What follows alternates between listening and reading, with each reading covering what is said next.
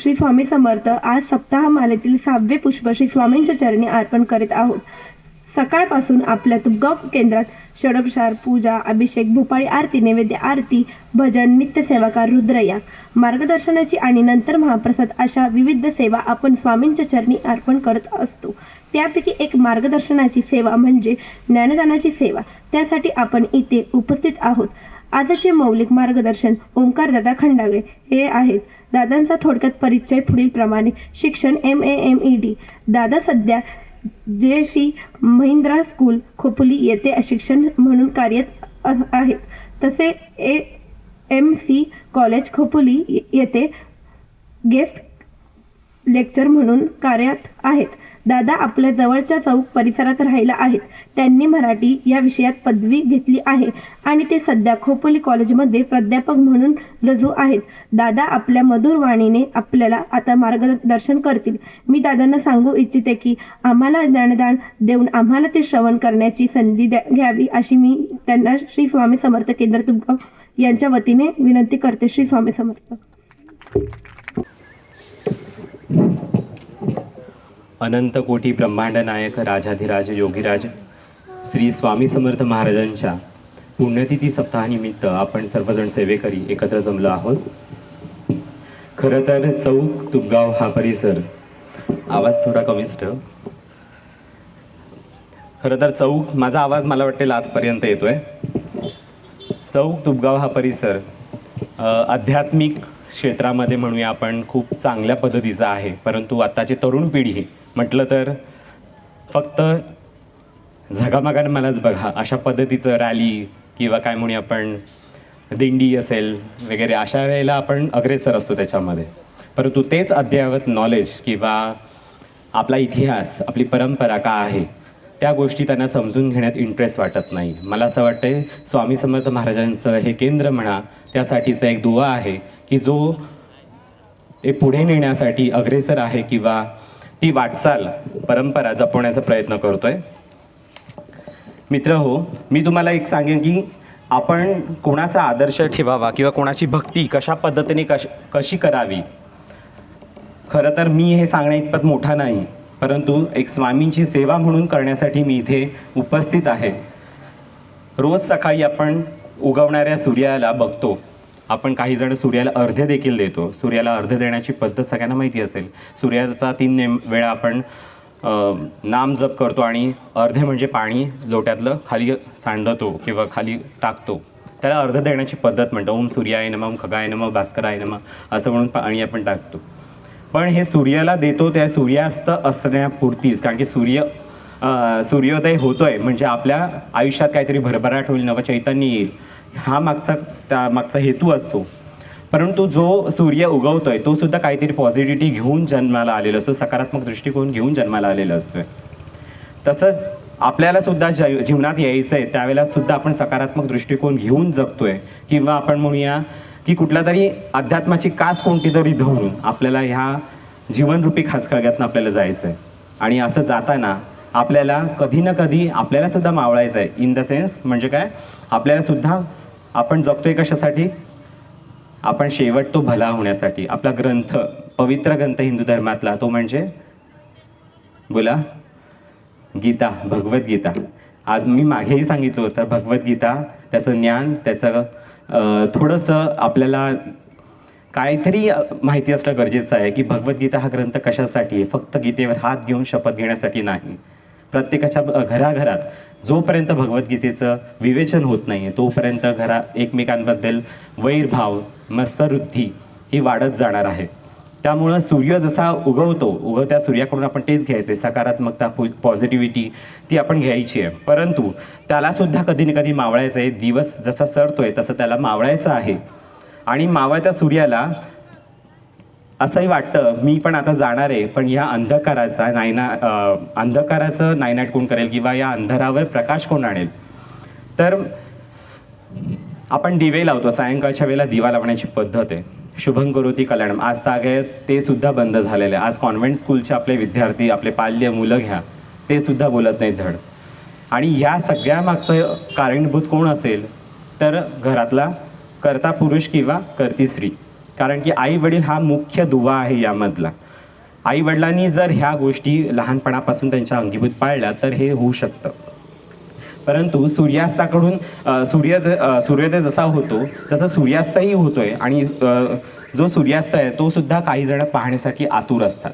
म्हणजेच आपली जीवनरूपी नौका ही सुद्धा आपल्याला कधी ना कधी याच्यातून आपल्याला किनाऱ्याला यायचं आहे, पण तो किनारा कुठल्या पद्धतीचा असेल हे सांगताना येत नाही. आणि ज्याला सांगताना येतं आहे त्याला भक्तीच्या अच्युत पातळी गाठलेली असते. कारण की स्वामी ज्या वेळेला, आता हा उद्याचा दिवस आहे खरं तर, स्वामी ज्या वेळेला निजधामाला जात आहेत त्यावेळेला त्यांना आधीच कळलेलं आहे की माझं आता अवतार कार्य इथे संपलेलं आहे. मग हे जर त्यांना माहिती आहे म्हणजे नक्कीच हे भक्तीमधली त्यांनी अच्युत पातळी गाठलेली आहे. म्हणून सूर्यास्त हा सुद्धा तितकाच सृष्टीचा उत्सव आहे एक प्रकारचा. जसं सूर्योदयाचा उत्सव आहे तसं सूर्यास्ताचा देखील उत्सव आहे. आता यावर सुभाषितकार अनेक गोष्टी जसं आपल्याला शोभिवान वाटतं असे अनेक सुभाषितकार म्हणतात की घोडा कधी शोभिवान दिसतो सांगा? घोडा ज्या वेळेला वेगवान धावतो त्यावेळेला आपल्याला तो अधिक शोभायमान वाटतो. पूर्ण मदस्थितीमध्ये हत्तीसुद्धा आपल्याला शोभायमान वाटतो. म्हणजे अगदी रांगत चालत असेल तर अगदी साध्या सोप्या शब्द मदस्थिती म्हणजे अगदी संथ अवस्थेत जात असतो त्यावेळेला हत्तीसुद्धा आपल्याला चांगला वाटतो. हंसाचं जोडपं, हंस पक्षी सगळ्यांना माहिती आहे सर, हंसाचं जोडपंसुद्धा एखाद्या नदीत आपल्याला जोडपं म्हणून दिसतं तर नदीसुद्धा खुलवून दिसते किंवा शोभून दिसते. तशाच पद्धतीने सरोवरामध्ये एखाद्या तळ्यामध्ये कमळ फुलतं त्यावेळेला कमळ चांगलं उठून दिसतं कारण की त्या नदीची शोभा वाढते.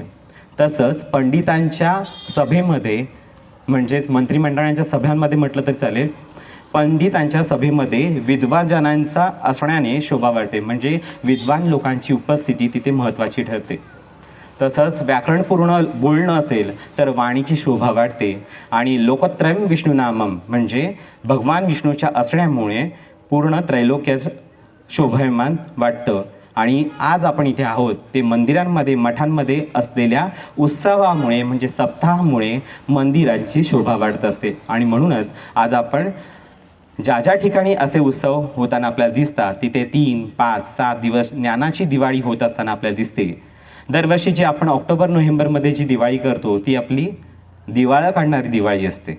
आणि जी आपण अध्यात्माची कास धरणारी दिवाळी आहे ती म्हणजे आपल्या या मार्गामध्ये जी दिवाळी आपण जी संत मंडळींनी घालून दिलेली आहे, संतांची दिवाळी म्हणूया आपण, ज्ञानाची दिवाळी म्हणूया. आणि म्हणून अशा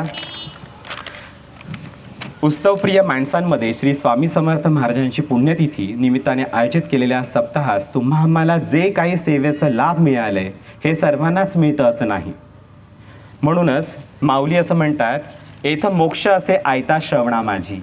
म्हणजे आपण जे श्रवण करण्यासाठी बसलेलो आहोत ते आपल्याला मोक्षप्राप्तीचा मार्ग खुलवून देणारा एक द्वार आहे आणि तो आपल्याला आयता मिळाला. आयता म्हणजे फ्रीमध्ये मिळालेला आहे. आम्हाला वाटतं मोक्ष म्हणजे काय, तर मोक्ष म्हणजे काय, मेल्यानंतर किंवा आपण गेल्यानंतर आपल्याला मुक्ती मिळतं ते मोक्ष. पण तसं नाही. गेल्यानंतर मिळतं ते गती. म्हणजे आपण जीवनरूपी नौका आपण ज्या वेळेला चालवत असतो त्यावेळेला आपण जे वागतो, आपल्या कृतीतून जे घडतं, आपण जे काही अणुरेणूपासून ते आत्तापर्यंत धडधाकड मरेपर्यंत जे काही कृती करतो त्या कृतीतून आपल्याला मोक्षाचं द्वार खुलतं. म्हणजे विचार करा, आपण जे काही कृती करतोय ते मोक्षाच्या दारापर्यंत नेऊन ठेवणार आहे. मग ती सत्कर्म असतील तर सद्गती मिळणार तुम्हाला आणि जर दुष्कृत्य असेल तर दुर्गती मिळणार आहे. म्हणून मोक्ष ही गोष्ट जिवंतपणे अनुभवायची एक विषय आहे, गोष्ट आहे. 1-2 तासांच्या मार्गदर्शनात, प्रवचनात, कीर्तनात असा क्षण येतो की आम्हाला देहभान विसरायला लावतं. म्हणजे कधीकधी आपण इतकं तल्लीन होऊन जातो ऐकण्यामध्ये की आपला देहभान विसरून जातो. आणि मी कोणाचा, मी स्वामींचा, मी माझ्या ठाई स्वामी बसलेले आहेत असं कुठेतरी आपल्यामध्ये येणं हे सुद्धा एक प्रकारे मोक्षपदाला आपण जाण्याची एक वाट गवसली असं समजा. ही एक मोक्षाची अवस्था आहे. पूर्ण तदाकार वृत्तीनं आपण तेथे एकाग्र होतो. म्हणून अशा भक्ती संप्रदायामध्ये, संत परंपरेमध्ये अनेक संतांचा अधिकार एवढा मोठा आहे की आमच्या भागवत धर्माची, हिंदू धर्माची जी रचना ज्यांनी केली त्यांचा भक्कम पाया हा ज्ञानेश्वर माऊलींनी तयार केलेला आहे. म्हणून बहिणाबाईंनी चांगल्या ओवींमध्ये ते बद्ध केलेलं आहे. ज्ञानदेवे रचिला पाया बांधी आले देवालया, नामात याचा किंकर त्याने केला विस्तार, जनार्दनी एकनाथ खांब दिदला भागवत, भजन करा सावकाशे तुका झाला असे कळस. म्हणजेच ह्या सगळ्यांचा कळसाध्यायी जरी तुकाराम महाराज असतील तरी सुद्धा पाया रचण्याचं महत्त्वाचं काम हे संत ज्ञानेश्वरांनी केलेलं आहे. तसं स्वामी ज्या वेळेला सदेह असताना अक्कलकोटामध्ये ज्या वेळेला वटवृक्ष समाधी मंदिरामध्ये बसले होते त्यावेळेला सुद्धा ही आपली श्रवणाची सेवा तिथे सुद्धा चालू असायची. आणि त्यावेळेला सुद्धा म्हणजे जो उद्याचा दिवस आहे जे स्वामी निजधामाला चाललेले आहेत आणि हे त्यांना ज्ञात होतं, माहिती होतं आणि लोकांना आधीच सांगितलं होतं. आणि गेल्यानंतर त्यांनी जाता जाता हे सांगितलं, हम गया नाही जिंदा आहे. हे सांगून आम्ही कुठे आहोत, आम्ही कसे आहोत, काय आहोत हे कोणाला कळलं? जे अनुभवानी घडले, जे स्वामींच्या संपर्कात होते, त्यांना अस्तित्व स्वामींचं माहिती होतं, अशांनाच कळलं की स्वामी नक्की कुठे आहेत. आपण मठ मंदिरात जातो, स्वामींचं पूजन अर्चन करतो, स्वामीची सर्वतोपरी सेवा करतो, त्रिकाल आरती करतो, नैवेद्य विडा सर्व काही सेवा करतो. पण हे सर्व कोणासाठी करतो? तर स्वामींसाठी. त्यासाठी आपण ज्या भावनेने हे करतो ती भावना म्हणजे आपली भक्ती असते आणि ती भक्ती सगळ्यात महत्त्वाची असते. तुम्हाला माहिती आहे संत संप्रदायामध्ये दासबोधामध्ये सुद्धा समर्थ रामदासांनी हे भक्तीचे 9 प्रकार सांगितलेले आहेत. म्हणजे नवविधा भक्ती आणि ज्ञान बोलिले वैराग्याचे लक्षण, बहुधा आध्यात्मिक निरोपिले. 9 भक्ती प्रकार त्यांनी सांगितले. कोणते 9 भक्ती प्रकार आहेत? आपण नाही तोलायचं आहे की मी हा भक्ती मार्ग पकडणार म्हणून. हे स्वामींनीच ठरवलेलं आहे. तुम्ही इथे बसण्याची इच्छासुद्धा त्यांची असणार आहे, मी इथे बोलण्याची इच्छासुद्धा त्यांची असणार आहे, मला इथे बोलण्यामागची इच्छासुद्धा त्यांची असणार आहे. म्हणजे कुठेतरी नियोजन त्यांनी सगळं केलेलं असतं. आज आपण भाग्यवान समजलं पाहिजे आपण कोणाच्या दारात आपण बसलेलो आहोत. कारण की याची ही नौका इतक्या चांगल्या मोक्षप्राप्तीसाठीच्या प्रकारामध्ये मोडली गेलेली आहे, याची आपण तुलना देखील करू शकत नाही. तर हा मी आता चारोळी जी सांगितली ती दासबोधामध्ये मंगलाचरणामध्ये आहे आणि याच्यामध्ये भक्ती मार्गाचे 9 प्रकार सांगितलेले आहेत. त्याच्यामध्ये 9 प्रकार कोणते? श्रवणम, कीर्तनम, स्मरणम, पाद्योसयनम, अर्चनम, वंदनम, दास्यम, सख्यम आणि आत्मनिवेदन असे 9 प्रकार आहेत. आपण एक 9 प्रकार बघूया. आपल्याला याच्यात तोलूच शकत नाही कारण की आपली भक्ती ही वेगळ्या प्रकारची. आपण भक्त नाही आहोत, भक्ती करणारे भक्त असतात. आपण कोण आहोत? सेवेकरी आहोत. त्यामुळं आपली भक्ती तुम्ही कुठल्या दर्जामध्ये तोलली गेले ते तुम्हाला शेवटला कळेलच. पहिला प्रकार जो आहे मी सांगितलं श्रवणम, जे की आत्ता आपण चाललेलं आहे की फक्त ऐकणं हा सुद्धा भक्ती प्रकार आहे. आणि त्यामुळं काय होतं की आपलं मन शुद्ध होतं, शुद्ध लहरी आपल्या मनामध्ये येत असतात, देवाबद्दलची श्रद्धा वाढते, दृढ होते आणि त्यामुळं नेहमी चांगलंच ऐकावं. चांगलं ऐकल्याने चांगलंच होतं. बघा तुम्ही एक उपाय करून बघा. आपण दुर्जनांच्या सानिध्यात राहा, आपल्याला कळतं आहे हा वाईट बोलतोय, वाईट ऐकतो आपण तरीसुद्धा त्यांच्या सानिध्यात राहतो. आपल्याला मन कुठेतरी झजावतं की हा इतकं वाईट बोलतोय तरी आपण यांच्या सानिध्यात राहतोय, तरी आपण त्यांच्या सानिध्यात राहत असू. याचा अर्थ आपलं गुरुबळ कुठेतरी कमी पडतं आहे. ज्यांचं गुरुबळ स्ट्रॉंग ते काय होणार आहे, नक्कीच त्यांना तिथलं वाट बदलेल की ही संगत आपल्याला आता जायची नाही आहे, यांच्यापासून आपण लांब राहिलं पाहिजे. हे कधी होतं? चांगलं श्रवणाने. म्हणून श्रवण हा सुद्धा एक भक्ती प्रकार आहे आणि त्यामुळं मन शुद्ध आणि दृढ होण्यास मदत होते. दुसरा प्रकार आहे कीर्तन. इथेच आता सप्ताह चालू आहे गोरोबा काकांच्या मंदिरामध्ये. कीर्तन सगळ्यांना माहिती आहे, पण कीर्तन म्हणजे फक्त कीर्तन हा एकच वाङ्मयीन प्रकार नाही. कीर्तनामध्ये देवाच्या लीलांचं जागर होतो, गायन होतं, तिचे विश्लेषण होतं. म्हणजे देवांचा देखील इतिहास सांगितला जातो, पौराणिक इतिहास त्याच्यात सांगितला जातो, खुलवला जातो अक्षरशः रंजक पद्धतीने. आणि हे सगळं खुलवताना कीर्तनातून एक पॉझिटिव्हिटी मिळते, एक ऊर्जा मिळते आणि लोकोद्धारासाठी म्हणजे लोकांच्या उद्धारासाठी एक प्रेरणा मिळते. एक प्रेरणास्रोत असतात. संत मंडळींची कवणं घ्या, संत मंडळींच्या दोहे घ्या, याच्यातून लोकांना उद्बोधन केलं जातं. म्हणजे कीर्तन हा सुद्धा एक भक्ती प्रकार आहे. तिसरा आहे स्मरणम. फक्त डोळे बंद करणंच गरजेचं नाही. स्मरण म्हणजे काय? आठवणं. सायकोलॉजीमध्ये स्मरण प्रक्रिया ही खूप महत्त्वाची आहे आणि स्मरण केल्याने, फक्त स्मरण केल्याने सुद्धा आपल्याला देवापर्यंत जाता येतं. देवाचं सतत मनन चिंतन करणं म्हणजे स्मरण करणं, आणि यामुळे आपली एकाग्रता वाढते आणि संसारातील किंवा आपल्या जीवनरूपी नौकेतील जो काही स्ट्रेस असेल, ताण असेल, तणाव असेल, तो कमी होण्यास मदत होणार आहे. चौथा आहे पाद्यसैवनम. नावातच आहे पाद्यसैवनम, म्हणजे पायाला नमस्कार करून काय करायचं आहे, मुजरा करणं, पाया पडणं. खरं तर हिंदू संस्कृती ही एक वैज्ञानिक विज्ञानी निष्ठा आहे असं म्हणायला हरकत नाही आहे. कारण का, आपले सगळे हिंदू धर्मातले सण घ्या, समारंभ घ्या, या प्रत्येकामध्ये काही ना काही विज्ञान दडलेलं आहे. आपण त्याचा विचार बारकाईनं करत नाही, आणि त्यामुळं आपण विचार करत नाही, आपण आपल्या पुढच्या पिढीला सांगत नाही, आणि त्यामुळं ते काही वेगळं चुकीचं काहीतरी ट्रेंड करून बसतात. म्हणून प्लास्टिकची गुढी, प्लास्टिकचं सगळं प्लास्टिक भंगार आपण घरात आणून ठेवतो. या चुकीचं जे पद्धत आहे, मेथड आहे, ती आपण बंद करून जे काही गोष्टी आपल्याला आपल्या परंपरेने चालत आल्या आहेत त्याचा नक्की विचार करा. हे का असेल? मला असं वाटते सर नेहमीच चांगलं सांगत असतात, कारण की आम्ही सुद्धा त्यांच्या हाताखालून घडलेलं सणवार व्रतवैकल्यांचं सुद्धा आपल्याकडे एक पुस्तक आहे. त्याचं पुस्तक वाचा, नक्कीच तुम्हाला याच्यात भर पडेल. त्यानंतर पाद्यसेवनम म्हणजे काय, देवाच्या चरणांची सेवा करणं, आणि ती सेवावृत्ती आपोआप आपल्यात बळ देत असते, आणि त्यामुळं आपण पाद्यसेवन, देवाच्या चरणांशी लीन होऊन पूजा करणं, हा चौथा भक्ती वाङ्मयाचा प्रकार आहे. त्यानंतर अर्चनम. अर्चनम म्हणजे पूजा करणं. आता पूजा करणं म्हणजे शो ऑफ फुलंच आणली पाहिजे, अगरबत्तीच आणली पाहिजे असं नाही.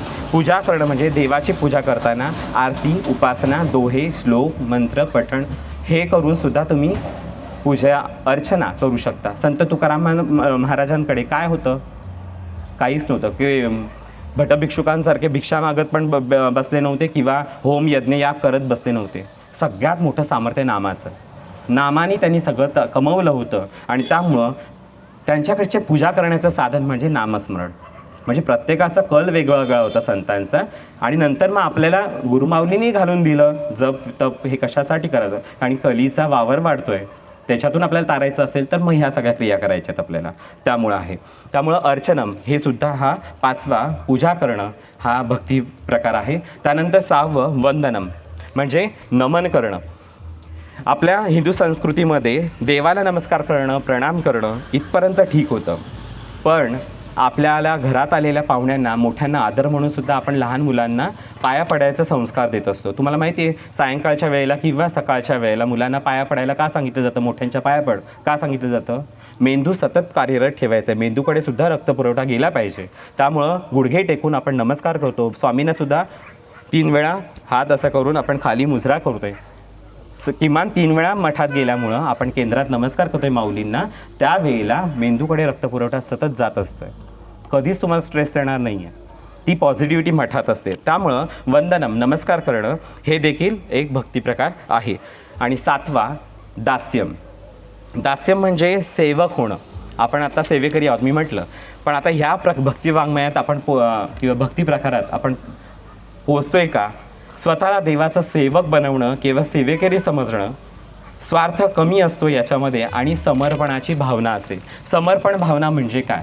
आता याच्यावरच मी पूर्ण माझं मार्गदर्शन ठेवणार आहे. समर्पण म्हणजे एक देहत्याग करून मी एकनिष्ठ होईन स्वामींपाशी, किंवा स्वामी म्हणजे माझ्यासाठी सर्व काही, ही भावना तुमच्यामध्ये असणं म्हणजे समर्पण भावना.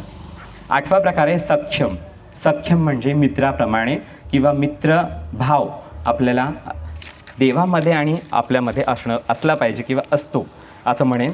देवाशी मित्रासारखे नाते ठेवणे, देवाशी जवळीक आणि आत्मीयता वाढवणं म्हणजे सख्यम. श्रीकृष्णाचे अनेक सवंगडी होते, त्यांनी ही मैत्री, हा भक्ती प्रकार तिथे जोपासला होता.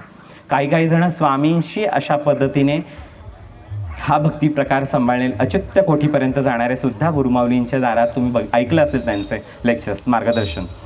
तो हा प्रकार झाला सख्यम. त्यानंतर 9वा प्रकार आहे आत्मनिवेदनम म्हणजे पूर्णपणे समरस होणे, पूर्णपणे समर्पण करणे. आणि हा वाङ्मयीन किंवा हा भक्ती प्रकार हा फक्त संतांव्यतिरिक्त कोणीही केलेला नाही आहे.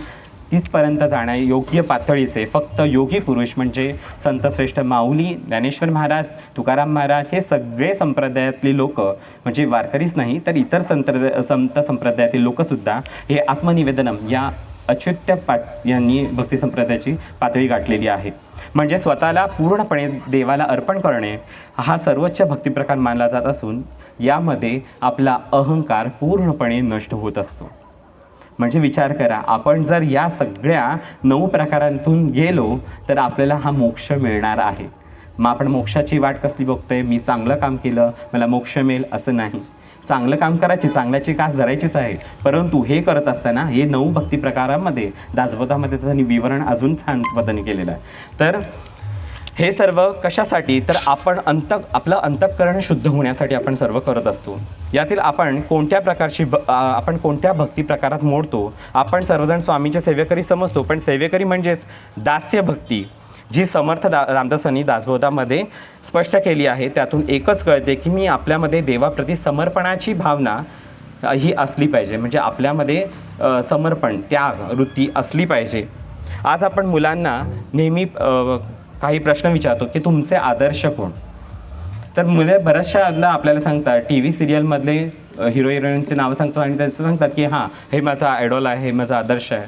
बऱ्याचदा ज्यांनी वारंवार गुन्हे केले, तुरुंगात गेले आहेत, अशा सलमान खानचं उदाहरण देऊन सांगतात हां मी सलमान खान म्हणून माझा आदर्श आहे.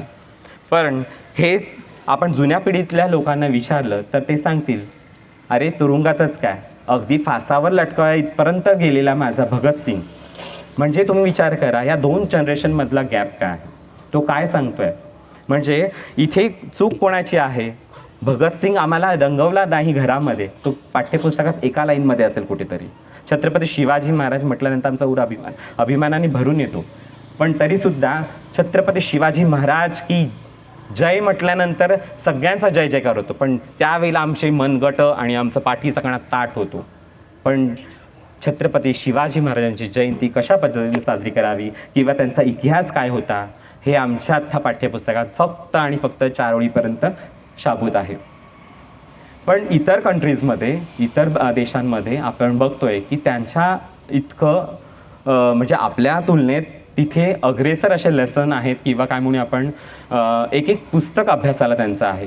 म्हणजे आपलं आहे पण आपल्याला त्यांचा इतिहास जाणून घेण्यात इंटरेस्ट नाही आहे किंवा समजून घेण्याची वृत्ती आपल्यात बळकावली जात नाही आहे. इथे कुठेतरी माणूस खुजा होत आहे. त्यामुळे हे संस्कार फक्त शाळेने दिले पाहिजे, शिक्षकांनी दिले असं नाही. हे प्रत्येक आईवडिलांचं काम आहे. घ्या ना एक दिवस शिवजयंती अशा पद्धतीने साजरी करा. कोण म्हणते आज मंदिरातले देव शाबूत आहेत, सक्षम आहेत. मंदिरं आपली तुम्हाला माहिती आहेत का? तुळजाभवानीतलं मंदिर घ्या, आई तुळजाभवानीचं मंदिर घ्या किंवा उज्जैनच्या महाकालांचं दर्शन घ्या. आपली मंदिरं कुठलीही शाबूत नव्हती. जर तुम्ही त्यातला इतिहास जाणून घेतला, मी प्रत्यक्ष तिथे गेलो आहे त्यामुळे मला ह्या गोष्टी थोड्या मी 2 गोष्टींची नावं सांगितली. अजिबात ही मंदिरं आणि देव आपले शाबूत नव्हते. सगळं इंग्रजांनी त्याचं चक्काचूर केला होता. पण आपली असलेली निष्ठा, आपली असलेली दैवी शक्ती इथे कारणीभूत ठरली. संत मंडळींकडे होती भक्ती आणि दासबोधाच्या माध्यमातून रामदासांनी दिलेली शक्ती हे एकवटून आणलं आणि संत संप्रदायाची मुहूर्तमेढ महाराष्ट्रात रोवली गेली. आणि महाराष्ट्र नंतर नव्याने ओळख झाली. ही संतांची भूमी आहे आणि संतांची परंपरा ही आपली ओळख आहे. आणि त्यामुळं नंतर येणारा कुठलाही अवलिया इथे टिकला नाही. आणि म्हणूनच छत्रपती शिवाजी महाराजांचं नाव गर्वाने घ्यावं असं वाटतं. आज त्या महाराजांमुळे जर आपले देव शाबूत असतील पण त्यांचा इतिहास आपल्याला थोडासा तरी माहिती नसावा का? मी त्यासाठीच म्हटलं प्रत्येकाकडे शिवचरित्र देखील असावं. मी पहिलं सांगितलं भगवद्गीता असावी, नंतर सांगितलं शिवचरित्र असावं. तुम्ही म्हणाल सर तुम्हीच आणून द्या. तर ह्या सगळ्या गोष्टी सर नेहमी सांगतात की पारायणाला बसा, वाचन करा. एकदा मन लावून व्यवस्थित वाचन केलं ना तर त्या वाचनाची गोडी तुम्हाला इतकी जडेल ना की असं वाटेल नेक्स्ट टाईम आपण दुसरं काहीतरी ग्रंथ वाचूया. तुम्हाला माहिती आहे आकुर्डीला सर रामकृष्ण मोरे कॉलेजच्या मागे आमचं कॉलेज आहे आणि त्या कॉलेजच्या मागे बरेचसे कॉलेजचे विद्यार्थी स्पेशली गर्ल्स वाचन करायला बसतात, पारायणाला बसतात. शिवचरित्र एका मुलीने वाचायला घेतलं होतं. काय तिचं कौतुक करावं. आणि शिवचरित्र सकाळी पारायण करते आणि संध्याकाळी त्याचं निरूपण करून सांगते. कुठल्याही मार्गदर्शनासाठी बाहेरून कोणता पाहुणा आणावा लागत नाही. का हे असं होतं आहे, का तिला हे कळालं, बालकडू कोणी दिलं, तिने तेच सांगितलं. कारण की मी गेलो होतो 4थ्या दिवशी आय थिंक, आणि 4थ्या दिवशी मी तिला विचारलं सगळं झाल्यानंतर, उठावंसं वाटत नव्हतं. आणि नंतर विचारलं हे कसं काय जमलं तुला, म्हणजे काय त्यामागची पूर्वपीठिका काय आहे. सांगितलं माझ्या आईवडिलांनी लहानपणापासून शिवाजी महाराजांच्या आणि जिजाऊंच्या गोष्टी सांगितल्या होत्या आणि मला इंटरेस्ट वाटू लागला कॉलेजला गेल्यावर. जेवढी लायब्ररीमध्ये जेवढी पुस्तकं आहे शिवाजी महाराजांची तेवढी सगळी मी वाचलीत. आणि आज मला असं वाटतंय चरित्र वाचावं, बखर वाचावी. बखरसुद्धा वाङ्मयीन प्रकार आहे, वाचावं आणि त्याच्यातून मला शिवबोध इतरांना सांगावं. हा आदर्श म्हणजे म्हणूया ती आदर्श कन्या आणि आदर्श शिवकन्या ती आज शिवाजी महाराज इतरांना पटवून देते. कशाच्या माध्यमातून? आपल्या सेवेच्या माध्यमातून. म्हणजे इथे काय दिलं जातं? मार्गदर्शन फक्त आणि फक्त स्वार्थासाठी नाही, मार्गदर्शन इतरांसाठी, सेवेकरांचं उद्बोधन होण्यासाठी केलं जातं. त्यानंतर हा जनरेशन गॅप जो आहे ती एवढे दिवसेंदिवस वाढत चाललेली आहे की यातून भगतसिंग यांची समर्पणाची भावना आपल्याला दिसून येते की त्यांनी काय म्हटलं होतं, मेरे रंग दे बसंती चोला माहे रंग दे. या गाण्यातून आपल्याला कळलं असेल की त्यांची देशासाठी असलेली समर्पणाची भावना आपल्याला त्याच्यातून दिसून येते. असंच एक संत संप्रदायातील समर्पणाची भावना उफाळून वर आलेलं एक उदाहरण तुम्हाला द्यावंसं वाटतं. ते म्हणजे संतश्रेष्ठ नामदेव महाराजांचं. वयाच्या 5व्या वर्षी नामदेव महाराजांच्या आयुष्यात घडलेला हा प्रसंग तुम्हाला वर्णन करायला खूप आनंद होतो आहे, कारण की संध्याकाळची वेळ होती. दामा शेट्टी हे त्यांचे वडील. दामा शेट्टींच्या रोजचा संकल्प असायचा पांडुरंगाला नैवेद्य दाखवायचं, मग स्वतः जेवण करायचं. पांडुरंगाला नैवेद्य अर्पण केल्याशिवाय अन्न ग्रहण करायचं नाही, हा संकल्प त्यांचा असायचा. आपलं देखील असंच असतो आहे, स्वामींना नैवेद्य दाखवल्याशिवाय आपण घरात अन्न ग्रहण करत नाही. पण काही असे महाभाग असतात, भूक लागली आहे लवकर दे. हां ठीक आहे, घरातल्या स्वामींना नैवेद्य दाखवलं, पण त्याच्या मागची कारणं वगैरे ती पण बरीचशी आहे. कधी सर सेवा देखील असेल, तुम्ही 21 दिवस मठात आरती अटेंड करा, तुमचं नक्कीच हे या प्रॉब्लेममध्ये सोल्युशन निघेल. याच्यामागे काहीतरी शास्त्रीय कारण असतात. आता त्याच्यात मी वेळ घालवत नाही, कारण की सर नेहमी तुम्हाला सांगत असतात. पण ह्या मागची काही कारणं आहेत. तसंच इथे एक कारण होतं की दामा शेट्टीसुद्धा नैवेद्य विठ्ठलाला म्हणजे पांडुरंगाला नैवेद्य अर्पण केल्याशिवाय स्वतः अन्न ग्रहण करायचे नाहीत. हा संकल्प नित्य नियमाने सुरू होता. पण उद्या त्यांना म्हणजे नेक्स्ट डे त्यांना एक कामासाठी बाहेर जायचं होतं. मग अशा वेळेला दामा शेट्टीला परगावी जावं लागत होतं. मग उद्याचा नैवेद्य देवाला पांडुरंगाला कोण दाखवणार? म्हणून आपल्या 5 वर्षाच्या नाम्याला त्यांनी विचारलं, नाम्या माझ्या या पांडुरंगाला उद्याचा नैवेद्य दाखवशील का रे? या 5 वर्षाच्या मुलाला काय समजणार नैवेद्य वगैरे, पण त्यांनी सांगून दिलं होतं नैवेद्य अशा पद्धतीने असतो आणि पांडुरंगाला नैवेद्य दाखवल्याशिवाय मी काही अन्न ग्रहण करत नाही. उद्या पांडुरंगाला नैवेद्य तू दाखवणार आणि हे ठरलं. नामदेव महाराज म्हणाले, हो का नाही तेवढं सांग. नाम्याने म्हटलं हो. वयाच्या 5 वर्षाच्या मुलानं बाबांनी एवढं सुंदर काम दिलं आहे म्हणून आनंदाने ते काम करायचं ठरवलं. रात्री झोपावं तर झोप लागेना, कारण की पुढच्या दिवशी मला पांडुरंगाला नैवेद्य दाखवायचं आहे ही भावना त्याच्या मनात होती. पांडुरंगाला मी नैवेद्य देणार, सर्व काही ठरले. त्या रात्री झोप काही लागेना. नैवेद्य दाखवण्यासाठीची तळमळ नाम्याच्या मनात आतूनहून चालली होती. हा समर्पण भाव, ही निष्काम भक्ती किंवा काय म्हणूया आपण एक वेडसर प्रेम. अजून त्याला माहिती नाही या 5 वर्षाच्या बालकाला नक्की पांडुरंग परमात्मा आहे काय, परंतु त्याच्याबद्दल असलेल्या जिव्हाळा, त्याच्याबद्दल असलेल्या आत्मीयता, त्याच्याबद्दल समर्पण भावना, निष्काम भक्ती हे त्याच्या उफाळून वर येत होतं आणि त्यामुळे त्याला झोप लागत नव्हती. कधी मला वाटते 6 दिवस तिथे आरती चालू असेल, क्वचित कोणाला काहीतरी प्रॉब्लेम आला असेल आणि दुसऱ्यांना कोणाला तरी आरतीची सेवा मिळाली असेल. किती आत्मीयतेने ते तयारी करतात. दुसऱ्या दिवशी माझी आरती आहे, आदल्या दिवशी आळूवडी असेल तर आदल्या दिवशी सगळं व्यवस्थित करायला घेतात. म्हणजे ही तयारी तुमची आधीच चालू होते. तीच तळमळ आता नामा म्हणजे 5 वर्षाचा नामदेव यांची तयार चालू होते. आई काय करणार? आई उद्या नैवेद्यासाठी काय करणार आहे नक्की? आईला हितगुज करतायत, आईशी बोलतायत. आई म्हणते काट्या झोप, आता रात्रीचे 10 वाजलेत, उद्या उठायचं आहे लवकर असं म्हणतोय. पण झोप काही येईना. पांडुरंगाचा चेहरा डोळ्यासमोर येतोय. अपेक्षित होतं तसं काही घडत नव्हतं. झोप लागत नव्हती. परंतु आता मात्र सकाळ झाली आणि नामदेवांनी काय करावं, त्यांची अलौकिक एक सिद्धी कमवली होती त्या वयामध्ये. म्हणजे वडील जसं रामकृष्ण हरी किंवा नामजप चालू असायचा तेच ऐकून मोठे गेलेले हे 5 वर्षापर्यंत आले हे नामदेव महाराज. म्हणजे विचारा, जे पिंडी ते ब्रह्मांडी, तुमच्या घरामध्ये जे काही कार्य चालत असेल त्याचा परिणाम आपल्या मुलांवर होत असतो. जर लहानपणी मुलं असे मोबाईल घेऊन बसत असतील तर विचार करा, आई वडीलसुद्धा तशाच पद्धतीने ट्रीटमेंट देतात. आम्ही पण अभ्यास करताना मोबाईल घेऊन बसतो. म्हणजे हे मी जस्ट जोक केलं, बट हे रिअल आहे. मुलांना त्याचा आत्तापासूनच आपण ही सवय लावली ना तर ते नक्कीच त्या ट्रॅकवर येत असतात. तर आई लवकर जेवायला वाढ असं म्हणता म्हणता उठायला सुरुवात झाली. सकाळ झाली. पांडुरंगाला नैवेद्य अर्पण करायचं आहे, द्यायचं आहे. आई गुणाई माता, आईचं नाव गुणाई. गुणाई माता म्हणते की अरे नाम्या, उठल्या उठल्या देव कधी जेवतो का रे? त्यालासुद्धा उजाडू दे ना, उठू दे भगवंताला. त्याला ती भुपाळी काकड आरती होऊ दे, नंतर माध्यानीला देईन तुला नैवेद्य, मग ने तू देवाला नैवेद्य. समजून सांगितलं तरीसुद्धा मन काही धजावत नाही आहे. माध्यानीला नैवेद्य न्यायचं आहे म्हणजे 6च्या आरतीला म्हटलं तरी चालेल. आणि वडिलांनी काय सांगितलं होतं की जोपर्यंत पांडुरंगाला नैवेद्य देत नाही तोपर्यंत मी अन्न ग्रहण करणार नाही. 5 वर्षाचा इवलाचा मुलगा. नाही नामदेवांनी कसाबसा वेळ काढला. माध्यानीची वाट पाहिली. पहाटे 5 वाजल्यापासून माध्यानीपर्यंत या 5 वर्षाच्या नाम्याला प्रचंड भूक लागली होती. पण बाबांचा संकल्प, बाबांनी दिलेले संस्कार आणि बाबांनी सांगितलेलं विचार त्याच्या मनात कुठेतरी रुतलं होतं की देवाला नैवेद्य दिल्याशिवाय आपण अन्न ग्रहण करायचं नाही, हे त्याच्या मनात पक्क बसलं होतं. भर माध्यानीला गुणाईने सुंदर ताट करून दिलं नामदेवांकडे.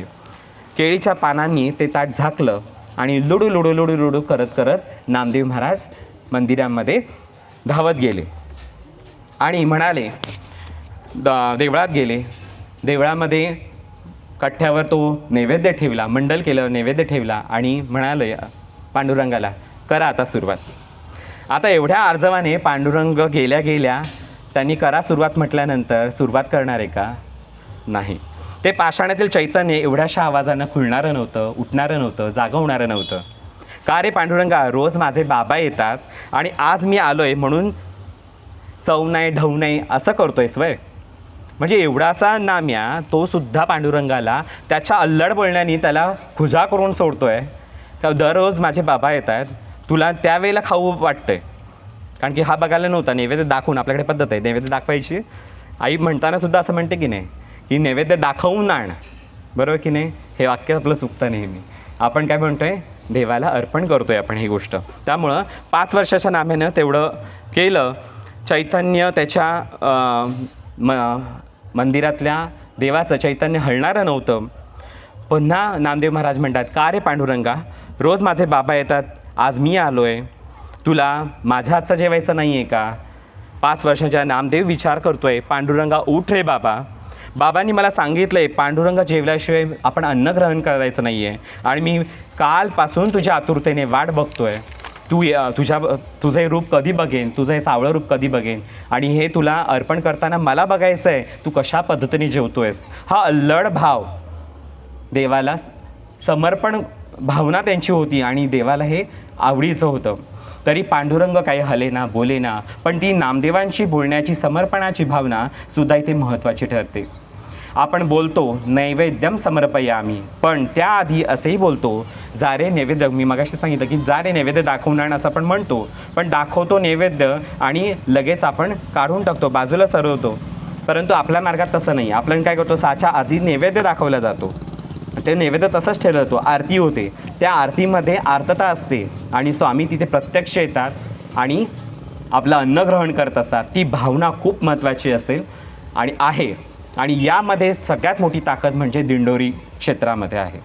तुम्ही दिंडोरीला किती जण गेलेत आतापर्यंत किंवा कोण गेले त्यांनाही माहिती असेल. दिंडोरी हे असं क्षेत्र आहे तिथे 24 तास सेवा चालू असते आणि सेवेमध्ये जर आपण अडकलं असेल चुकून मागून तर तिथनं उठायचं नसतं. मला वाटतं मी गेल्या वेळेला याचं एक्झाम्पल तुम्हाला सांगितलं होतं, त्यामुळे तो परत सांगत नाही. पण त्या सेवेमध्ये इतकी ताकद आहे कारण की तिथे 24 तास अखंड सेवा चालू असते आणि या सेवेमधनं जो माणूस तरुण निघतो त्याला वेगवेगळे अनुभव यायला सुरुवात होते. पुन्हा नामदेव महाराज हट्ट करतायत की आता मला हा नैवेद्य अर्पण करायचं आहे, देव काही येत नाही, हलत नाही, काय करायचं? मग म्हणतायत, कटेवर हात तुझे विटेवरी पाय, कटेवरी हात तुझे विटेवरी पाय, पंढरीच्या पांडुरंगा, पंढरीच्या पांडुरंगा, पाहतोसी काय, कटेवरी हात तुझे, विटेवरी पाय. आता कटेवर हात आहेत, विटेवर पाय आहेत, थोडं तरी हालणार आहे बाबा. नुसता उजवा हात तरी हालव, माझ्या अन्नाला तरी स्पर्श कर. पप्पांना सांगता येईल, बाबांना सांगता नाही येईल की हा त्यांनी स्पर्श केला, आता मी अन्न ग्रहण करू शकतो. पांडुरंगा जेव रे बाबा, आता जर नाही जेवलास ना, चुलीतलं लाकूड आणून अंगावर फेकून मारेन. इतकी ताकद कोणाच्यात असते हे बोलायला? नक्कीच हे इतकं सोज्वळ बाळ आणि देवाशी भांडायला सुद्धा निष्ठुरपणे भांडतोय. आई ज्याप्रमाणे मुलाला भूक लागली असेल त्यावेळेला किंवा जीव खाऊ घालायचं असेल त्यावेळेला जशा पद्धतीने बोलवते, अगदी त्याच पद्धतीने नामदेव महाराजांनी कोणाला बोलवलं? विठ्ठलाला बोलवलं. विठ्ठल काही ऐकेना. त्यानंतर पुन्हा बोलवणं. भोळा पुसतो नामा आणि पांडुरंग उभा का, बोल देवा बोल, भोजन घेता का नाही. खीरपुरी अन कालवनाचे आवडतेस तुम्हा सारे, रुसणे फुगणे शोध काही, सांगू तुला किती दाहे. मग विठ्ठल हसला गाली, आला हात कटेचा खाली, बोल देवा बोल, भोजन घेता का नाही. नामदेव महाराज हट्ट करतात, अरे विठ्ठला जेव जेव रे बाबा, किती उशीर करणार आहेस ते तरी सांग. कारण की आता त्यांना भूक अनावर होत चाललेली होती. माझ्या पाठीचा आणि बाबांच्या हातांचा जर तुला संगम करून द्यायचा असेल ना, हे बघवत असेल तर मग तू नको येऊस. जर तुला हे बघवत नसेल तर जरूर ये आणि आता जेवायला तरी बस. बऱ्या बोलाने जेव. आणि जेवणार नशील ना तर इथे या पायरीवर आता डोकं टेकून माझं डोकं फोडून टाकेन, जीव देईन.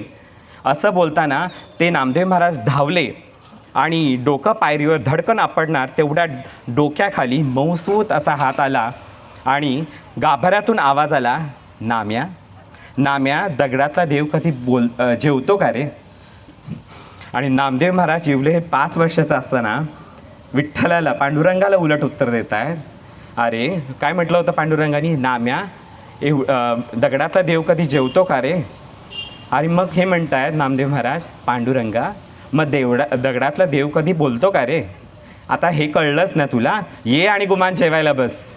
असं म्हणणे इतकी ताकद, म्हणजे ही आईवडिलांकडून मिळालेली भक्तिमार्गाची शिदोरी त्यांच्या नसानसात होती. आणि म्हणूनच चाटून पुसून ताट स्वच्छ करायला लावलं आणि रिकामं ताट घेऊन दुडदुडू पुन्हा ते घरी गेलं. आईला असं वाटलं कार्ट मित्रांकडे जाऊन सगळं फस्त करून आलेलं असेल. गुणाई मातेला सांगितलं की आई किती नखरे चालले होते जेवायला देवाचे, पांडुरंगाचे, तयारच होत नव्हता. आता तू लवकर जेवायला वाढ आणि आता मला भूक लागलेली आहे. गुणाई मातेने रिकामं ताट पाहिल्यानंतर म्हणते की काट्या नाम्या, धीर घेतला नाहीस थोडा तरी धीर धरायचा. देवाला जेवू घातलं, घरातल्या देवांना जेवू घाऊ घालायचं आहे, थोडा धीर दाताना आला नाही का तुला. नाही गाई, मी नाही, ज्याला तू दिलंयस ना त्यानेच ते खाल्लंय. खोटं बोलू नको कार्ट्या. दगडातला देव तो कसं जेवेल, तू काहीतरी खोटं बोलतोयस. नाही गाई, ज्याच्यासाठी ते जेवण दिलं होतं, ज्याच्यासाठी नैवेद्य दिला त्यानेच तो खाल्ला. नाम्या कार्ट, अरे आता तरी खरं सांग, नैवेद्य खरंच कोणी खाल्ला. नामदेव महाराज म्हणतात, आई खोटं का बोलायचं आणि खोटं कसं बोलायचं हे मला अजिबात ठाऊक नाही. बरं कुणी बघितलं का देव जेवताना. म्हणजे आईने नंतर विचारलं, कुणी जेवताना बघितलं का देवाला, परमेश्वराला, जे तू सांगतोयस एवढं की हां परमेश्वर जेवला, पांडुरंग जेवला. मग नामदेव महाराज म्हणाले, या डोळ्यांनी मी ग पाहिला, या डोळ्यांनी मी ग पाहिला, देव जेवला ग बाई, देव जेवला. त्यानंतर तो अभंग आला. म्हणजे स्वतःच्या डोळ्यांनी बघितलं, दुसरं कोणाची मी उपेक्षा करू, मी स्वतःच्या डोळ्यांनी बघितलं आहे, देव माझ्या समक्ष जेवलेला आहे. आता कसा जेवला ते पण सांगू का. घोरपली ग त्याने खीर, तोंडी लावली कोशिंबीर, गुरखा आमटीचा मारियेला ग, देव जेवला ग देव जेवला. कमरेवरचा काढून हात, कालवला तो दूध भात, मुळमुरडीचा कानवला ग, देव जेवला ग देव जेवला. असं वर्णन केल्यानंतर आईला मनोमन पटायला लागलं, खरंच देव जेवला असेल का.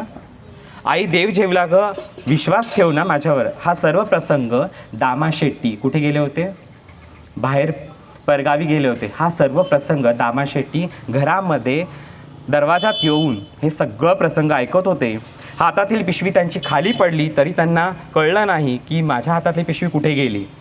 5 वर्षांच्या नाम्याच्या हातून पांडुरंगाने जेवण केलं, घरात थांबले नाही, आपण आलो हे कोणाला कळू देखील दिलं नाही. तसेच्या तसे ते रावळ्यात पळाले, मंदिरात गेले आणि विठ्ठलासमोर एकटक बघत बसले. ते बघण्यामागचं कारण पण काय असेल? दामाशेट्टी गेले तिथे, व्याकुळ होऊन पांडुरंगाला ते पाहत बसले. व्याकुळता खूप महत्त्वाची. देवाबद्दल असलेली आत्मीयता असेल तर तुम्हाला व्याकुळता, देवाची काळजी वाटणं. का काळजी वाटली असेल त्यांना? आता देव जेवलाय, जेव संतृप्त झालाय, पण काळजी वाटण्यामागचं कारण काय? कारण 40 वर्ष दामाशेट्टी 40 वर्ष नैवेद्य अर्पण करत होते. त्या 40 वर्षात देव कधी जेवला नाही. आज एकच दिवस का माझ्या नाम्याला तुला धाडलं जे नैवेद्य द्यायला, आणि तू का बरं जेवलास? तू का जेवलास हा माझा दोष नाही आहे. तू जेवलास याचा प्रत्यय मला आत्ताच्या आता घडून दे, तू जेवलास म्हणून. आणि नामदेवांच्या गाथेमधलं एक एक्झाम्पल आहे. नामदेवांच्या गाथेमध्ये असं लिहिलं आहे की ज्या वेळेला दामाशेट्टींनी पांडुरंगाकडे आत्मीयतेने म्हटलं, माझा नाम्या तुला जेवण घेऊन आला आहे आणि तो जेवला आहे, याचा प्रत्यय मला आता माझ्या बायकोला करून द्यायचं आहे, पत्नीला करून द्यायचं आहे. मग मी काय सांगू तिला? तू मला आत्ताच्या आत्ता प्रत्यय करून दे की तू जेवलायस म्हणून. तेव्हा विठ्ठलाच्या तोंडातून तुपाची धार बाहेर आली. हा नामदेव गाथेतील अभंगातून विवेचन त्यांनी केले. नामदेव गाथेच्या असंच म्हटलं आहे की देवाच्या पांडुरंगाच्या मुखातून छोटीशी तुपाची धार बाहेर आली आणि पांडुरंग दामाशेट्टीने सांगतात की या खोलीत, या गाभाऱ्यात जरी मी असलो, इथे मूर्तीस्वरूप मी जरी असलो, तरी नामदेव ज्यावेळेला मला बोलवेल त्या वेळेला मी नक्की जाऊन जाईन. पुढे नामदेव महाराज एक उत्कृष्ट कीर्तनकार झाले, वारकरी संप्रदायाचे प्रवर्तक झाले आणि म्हणूनच त्यांच्याकडे वारकरी संप्रदायाचे मूर्तमणी किंवा काय म्हणूया आपण प्रवर्तक म्हणून त्यांच्याकडे पाहिलं गेलं. नामदेवांची अमृततुल्य वाणी श्रवण करता नयनी येते पाणी. म्हणजे कशा पद्धतीने त्यांची आत्मिक भक्ती होती हे बघितल्यानंतर डोळ्यात नक्कीच पाणी येतं. चंद्रभागेच्या वाळवंटात नामदेवांचं कीर्तन रंगावं आणि कीर्तनात मग्न होऊन सर्वजण तल्लीन होऊन नाचावं. कीर्तनात अधिकार एवढा मोठा होता, त्यावेळेचं कीर्तन आणि आत्ताचं कीर्तन खूप तफावत आहे. कीर्तनात एवढी ताकद होती, कीर्तनात एवढा मोठा नामदेवांचा अधिकार होता, प्रत्यक्ष पांडुरंग परमात्मा कीर्तनात नाचायला लागले होते. हा भक्तीचा काला सर्व संतांनी चंद्रभागेला वाळवंटात साजरा करावा. नामदेवांनी काला वाटला आणि नामदेवांनी टाळी पिटली. आणि कोणती टाळी पिटली? तर एकच टाळी पिटली चंद्रभागे वाळवंटी. एकच टाळी पिटली चंद्रभागे वाळवंटी. माझा अज्ञान राजा कुंपरासी नांधावाटी. नामदेव कीर्तन करी पुढे नाचे पांडुरंग. असं तालासुरात नामदेवांनी म्हणायला सुरुवात केली. असं म्हणता म्हणता तल्लीन होऊन पांडुरंग नामदेवांच्या कीर्तनात नाचू लागले. अभंग संपले, कीर्तन संपले. सर्व मांदियाळी नमस्कार करण्यासाठी झजावले पुढे. म्हणजे आपल्याकडे सुद्धा पद्धत आहे की कीर्तन संपल्यानंतर समोर असलेला वक्ता, म्हणजे समोर जे कोणी कीर्तनकार असतील आपण त्यांच्या पाया पडण्यासाठी जातो, थोरा मठांचे आशीर्वाद घ्यावे, ही आपली संस्कृती आहे. तसंच मुक्ताई ज्ञानदेव हे कीर्तन ऐकण्यासाठी बसले होते आणि नमस्कार करण्यासाठी नामदेवांप्रती गेले. मुक्ताई काहीतरी पाया पडण्यासाठी तयार नव्हती, ती बाजूला होती. ज्ञानदादा मुक्ताईला सांगतात, अगं पाया तर पड. म्हणजे ज्ञानदादा म्हणजे कोण? ज्ञानेश्वर महाराज मुक्ताईला सांगतात, अगं पाया तर पड. नामदेवांचा अधिकार मोठा आहे, त्यांचे कर्तव्य मोठी आहेत, त्यांची तत्परता मोठी आहे, त्यामुळे तू पाया पडलंच पाहिजे. मुक्ताईबाई म्हणतात, याने कुठे कोणाच्या पाया पडलं आहे, याने कोणाचा नमस्कार केला आहे, याला हेच कळतं की मी श्रेष्ठ, मी मोठा, माझ्याशी परमेश्वर बोलतो, असे सर्वांभूती परमेश्वर कीर्तनात सांगतो आणि अनुभवाच्या पातळीवर तो जाणत नाही. असं धसावून म्हणणारी मुक्ताई निर्भीडपणे ज्ञानदेवांना सांगतीये की हा ह्यानी कोणाला मोठेपणा दिला, हा स्वतःच मोठा आहे, माझ्याशी देव बोलतोय, माझ्या कीर्तनात देव नाचतोय, असं म्हणणारा हा नामा, याचा मी का पाया पडू? म्हणजे एवढीशी मुक्ताई, म्हणजे आदिशक्तीचं रूप होतं. त्याला वाटते पांडुरंग फक्त गाभाऱ्यात आहे, रावळात आहे, आणि मुक्ताईनं म्हणजे आदिशक्तीचं ते रूप होती. माऊलीनं त्या माऊलीचं काहीच तिला होतं आणि ती बोलली, दादा अखंड जयाला देवाचा शेजार. काय म्हणाली? अखंड जयाला देवाचा शेजार, कार्य अहंकार गेला नाही. म्हणजे त्याच्याकडे देवच त्याच्या कीर्तनात येऊन नाचतोय, देवाशी तो थेट संपर्क साधतोय, थेट बोलतोय, आणि मग त्याचा अहंकार का गिळला नाही, अहंकार का गेला नाही. खरं तर आज शोकांतिका वाटते, पण आज तागायत ज्या वेळेला कुठेतरी मोठेपण आलं, कुठेतरी लोक त्यांचे शृंगारवाजा बोलायला लागले त्यांच्याबद्दल, तर त्या लोकांना लगेच मोठेपणा येतो, अहंकार जडतो.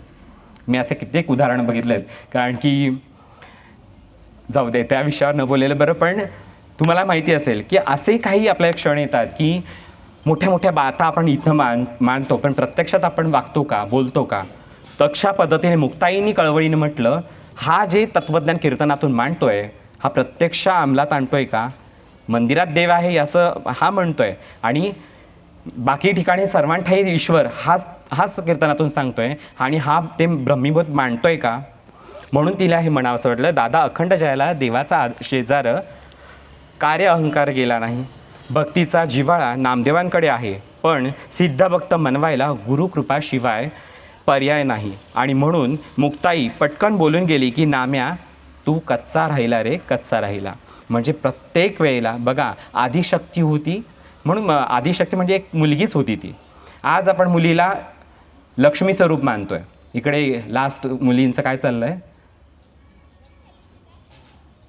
आय थिंक तुम्ही कॉन्व्हेंटचे स्टुडंट असाल. ओके.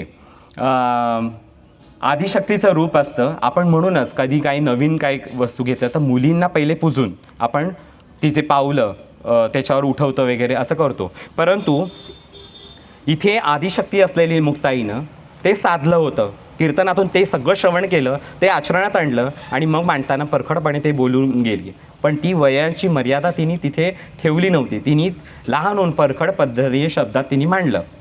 या प्रसंगामध्ये गोरोबा काका तेथे आले होते. आपल्या इथेच गोरोबा काकांचं मंदिर आहे. गोरोबा काका तिथेच होते, आणि आता वारीमध्ये ते थापटणं घेऊन आले होते. थापटणं सगळ्यांना माहिती असेल, आता हे जमीन करताना सुद्धा थापटणं वापरलं असणार. थापटणं घेऊन ते आले होते. बहुतेक अशी कच्ची मडकी तपासायची असतील.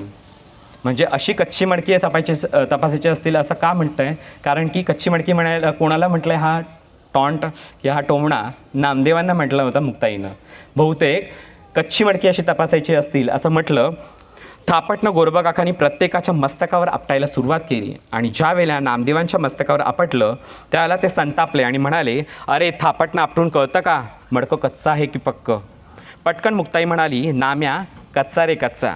नामदेव महाराज पटकन धावत पांडुरंगाकडे गेले. पांडुरंग जसं की लहान मुलाला कोणीतरी चिडवलं तर आईकडे जशा पद्धतीने धावत जातं, अगदी तशा पद्धतीने नामदेव महाराज धावत गेले आणि म्हणाले की सांग रे पांडुरंगा, मला ही इवलीशी मुक्ताई मला कच्चा रे कच्चा बोलतीये.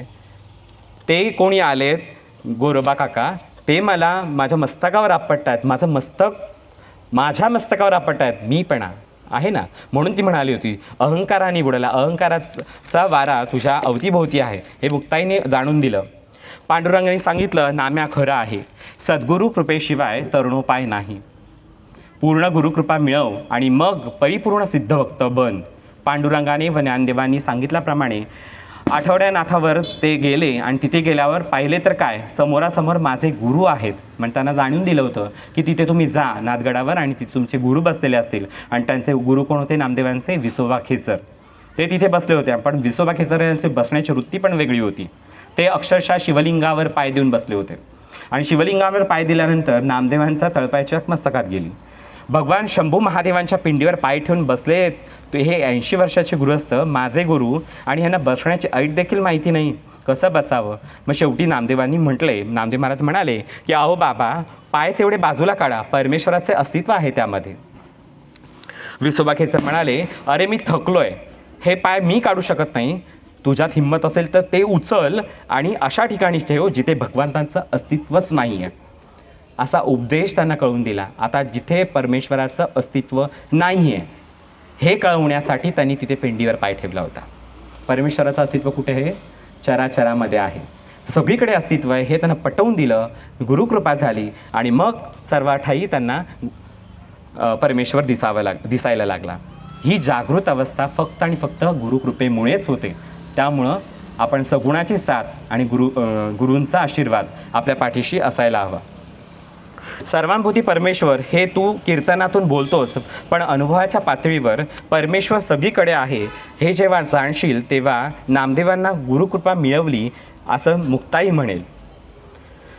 आणि आता नामदेव महाराज पंढरपुरात आले तेव्हा ज्ञानदेवांनी नामदेवांना सांगावं, नाम्या, अरे आता पंढरपुरात राहून तुला चालणार नाही, कारण की तुझ्या गुरूंनी काय सांगितलं आहे की परमेश्वरा चराचरात आहे. त्यामुळं एका विठ्ठलाच्या मूर्तीमध्ये, त्या चैतन्यरूपी मूर्तीमध्ये तुला तुझा परमेश्वर भेटणार नाही आहे. तुला तुझ्या गुरूंनी सांगितलं ना, त्यामुळं तुला सर्व भारत भ्रमंती करावी लागणार. तशा पद्धतीने त्यांनी ऐकलं. शिंप्याच्या जातखुळीत जन्माला आल्यास ना, म्हणजे कोण? ज्ञानेश्वर महाराज नामदेव महाराजांना म्हणतात, शिंप्याच्या जातकुळात तू जन्माला आलायस ना, जगाला कळवून दे, नामदेव नावाचा शिंपी हा फक्त कपडे शिवणारा शिंपी नसून हा अवघा देश आणि अवघा प्रांत शिवणारा शिंपी आहे. तो प्रेमाच्या धाग्यानी आणि भक्ती नावाच्या सुईनी, प्रेमाचा धागा आणि भक्ती नावाची सुई घेऊन हा पूर्ण भारत जोडण्याचं काम नामदेवांनी आपल्या कीर्तन प्रवचनाच्या माध्यमातून केलेलं होतं.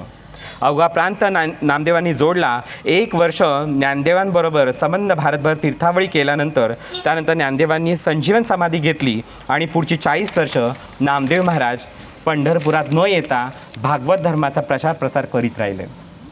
असं एकही राज्य नाही जिथे नामदेव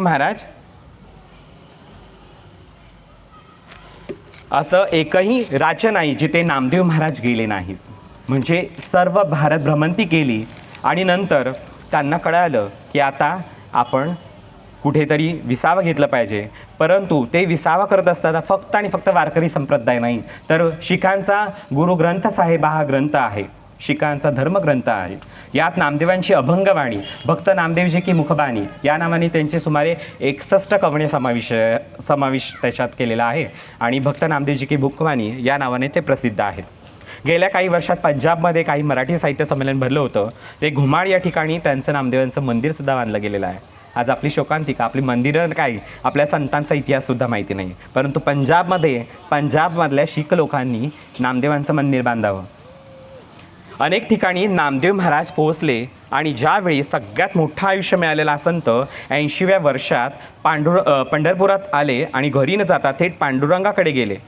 त्यावेळेला पांडुरंगाकडे आत्मीयतेने त्यांनी पाहिलं आणि त्यांच्यात जे भारत भ्रमण करता करता जे काही त्यांना भेटलं होतं, जे काही अनुभव आले होते, त्या पंढरपूरच्या विठ्ठलाच्या डोळ्यामध्ये साठवून एकाग्र होऊन ते बघत होते. आणि मी 5 वर्षाचा असताना तू माझ्यासमोर कशा पद्धतीने जेवला हे आठवत होते.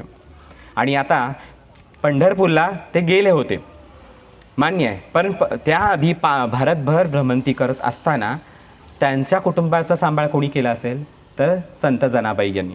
जनाबाई नावाच्या संत स्वतःला नामदेवांची दासी म्हणवत घेत होत्या. त्यांनीच त्यांच्या पश्चात नामदेवांचा प्रपंच पाहिला होता, प्रपंच सांभाळला होता.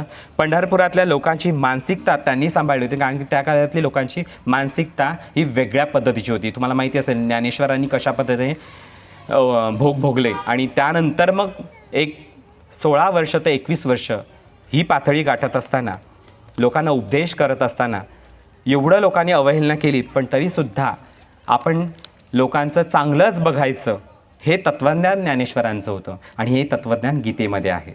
म्हणून म्हटलं, वैरभावना दुष्कृत्य आपल्याकडनं घडणार नाही ज्यावेळेला गीता आपल्या घरात पठण होत असेल. जिव्हाळ्याने जर त्याची भक्ती केली, जाणे भक्तीचा जिव्हाळा तोची दैवाचा पुतळा, हेच त्यांनी जाणलं होतं. कोणी? नामदेवांनी. म्हणूनच समर्पण भावनेने भगवंताला, स्वामींना शरण जाऊन आपले आपण अनुसंधान साधले पाहिजे, तरच आपण सायुज्य मुक्ती आपल्याला त्याच्यातून मिळू शकते. आता मी मगाशी सांगितलं, संत जनाबाई यांनी काय केलं होतं, नामदेवांच्या पश्चामध्ये त्यांच्या घराचा सांभाळ केला होता. शेजारचा परिसर आपल्याला नावडे बोलतोय, काय गरज आहे ह्या? तुम्ही सांगा. जर तुम्ही परघरामध्ये तुम्ही जात असाल आणि तिथे जर काय काय काम करत असाल, त्यांच्या घरातली व्यक्ती जर व्यक्ती घरात असेल आणि तुम्ही तिथे काम करत असाल, शेजारच्या लगेच नावं ठेवतात की नाही, अगदी तशाच पद्धतीने दूषणं देत राहिले जनाबाईंना. मग जनाबाईंनी संधान साधलं, चला आपण जातं दळण्याच्या निमित्तानं त्यांच्या घरात शिरकाव करूया. आणि जातं सगळ्यांना माहिती असेल, जातं जे आता आपण मिक्सर म्हणून आपलं काम करत आहे, तर हे जातं त्यांनी त्यावेळेला भगवंताला भक्ताचा दास व्हावं लागलं, म्हणजे पांडुरंग परमात्म्याला जनाबाईंचं दास व्हायला लागलं. कशासाठी? जातं दळण्यासाठी. आता त्यावर जनाबाई असंही म्हणतात की जात्याला जातं का म्हणावं, जात्यातून तर पीठ येतं, मग आपण जातं का म्हणावं, असं एवढं बारकाईने विचार करणारा जनाबाई. म्हणजे त्यांना म्हणायचं आहे, आता त्यांनी जात्याची एक ठेवण जी आहे त्याचं पण विश्लेषण आपल्या आयुष्याशी केलेलं आहे. जात्याचा तुम्हाला माहिती 2 भाग असतात, एक खालचा भाग, वरचा भाग. आता खालच्या भागाला त्यांनी अध्यात्म म्हटलेलं आहे, वरचा भाग जो आहे तो आपला संसार आहे. कारण की संसार फिरतो, अध्यात्म एकाच ठाई स्थिर असतं. अध्यात्म म्हणजे आपलं केंद्र म्हटलं तरी चालेल, एका ठाई स्थिर आहे. यायचं की नाही यायचं ते तुमचा संसार ठरवणार, बरोबर. आज तुम्ही आवरून इथे आलात कारण की तुम्ही त्या दारापाशी आलात. मी सुरुवातीला सांगितलं मोक्षाच्या दारापाशी येण्याचा माध्यम म्हणजे अध्यात्म आहे. आणि तुम्ही तिथे आलात म्हणजे जातं लक्षात ठेवायचं, पहिलं खालचं अध्यात्म जो स्थिर आहे, वरचं संसार आहे जो सर्व काळ आपण फिरवणार आहोत. फिरवणारा दांडा, जो दांडा त्याला असणार आहे, एक हात स्वामींचा असणार, एक हात आपला असणार आहे, हे लक्षात ठेवा. आणि आता ही आपल्याला जातं दळायचं आहे, पण आता ह्याच्यामध्ये आपलं जे सारण टाकणार आहोत आपण, म्हणजे आपण जे सारण टाकणार त्याच्यामध्ये माहिती आहे तुम्हाला, एक मध्ये दांडा असो लोखंडी, त्याला जीव शिव याचं मिलन म्हटलं जातं, कारण की ते एकत्रितरित्या आणतं. आता जीव शिव यांचं मिलन का? कारण की शिवलिंगासारखा त्याच्यात आकार आहे. आमचं मन, आमचं बुद्धी, आमचं कर्तव्य, आमचं सर्वस्व जीव शिवाशी एकत्रित आहे. जीव शिव आमचे सुद्धा स्वामीच आहेत. आता इथे केंद्रीभूत ठेवून आपण जे धान्य टाकणार आहोत, जे दाणे टाकणार आहोत, ते सगळे दाणे म्हणजे कोण? तुम्ही, आम्ही. आपण त्याच्यात टाकणार, भरडले कोण जाणार? जे सर्वसामान्य आहेत, लो क्वालिटी म्हणून जे आपण, ते भरडले जाणार. आणि जे पिंडीला, जीवशिवाला एकनिष्ठ चिटकून राहिलेले आहेत तेवढेच तिथे फक्त भरडले जाणार नाही आहेत. म्हणजे कळलं ना, मग कधी फिरवलं असेल तर कळेल तुम्हाला कशा पद्धतीने असतं. आणि याच्यामध्ये त्यांनी संतांचं तत्त्वज्ञान घालून दिलं. जात्यामध्ये संतांचं तत्त्वज्ञान, संत याच पद्धतीने आपल्याला दळण्याचं काम करतात.